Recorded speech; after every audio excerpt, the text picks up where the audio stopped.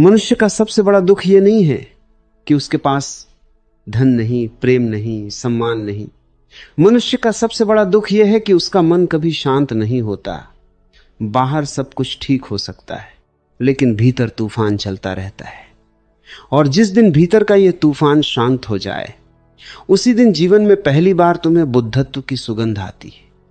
बुद्ध कोई व्यक्ति नहीं है, बुद्ध एक अवस्था है, एक ऐसा मौन जहां विचारों की भीड़ समाप्त हो जाती है, एक ऐसी शांति जहां कोई संघर्ष नहीं बचता। और उस अवस्था तक पहुंचने का सबसे सरल द्वार है आनापान। बुद्ध ने हजारों साधनाओं में से आनापान को सबसे सहज कहा, क्योंकि इसमें कुछ करना नहीं पड़ता, सिर्फ देखना पड़ता है। सांस भीतर जा रही है, उसे देखो। सांस बाहर आ रही है, उसे देखो। बस इतना ही। लेकिन मनुष्य को यही सबसे कठिन लगता है, क्योंकि मन हमेशा कुछ करना चाहता है।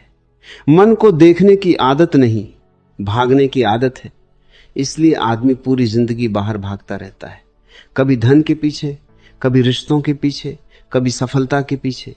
लेकिन जिसने अपने भीतर झांकना सीख लिया, उसकी दौड़ समाप्त हो जाती है। आनापान वही कला है, अपने भीतर लौट आने की कला। जब तुम शांत बैठकर अपनी सांस को देखते हो, तब धीरे धीरे तुम्हारा मन बदलने लगता है। शुरुआत में बहुत बेचैनी होती है, मन कहेगा उठ जाओ, ये सब व्यर्थ है। कभी पुराने विचार आएंगे, कभी भविष्य की चिंता आएगी। लेकिन अगर तुम बिना लड़े सिर्फ सांस पर लौटते रहो, तो एक दिन अचानक तुम्हें महसूस होगा कि विचार दूर खड़े हैं और तुम अलग हो।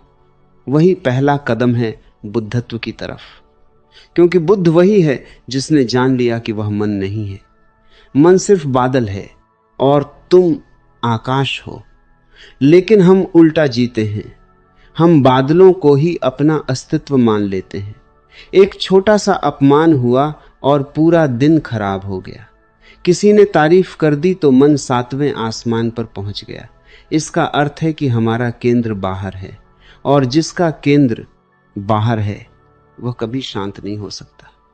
बुद्ध कहते थे, जिस दिन तुम्हारा केंद्र भीतर आ जाएगा, उसी दिन संसार तुम्हें हिला नहीं पाएगा।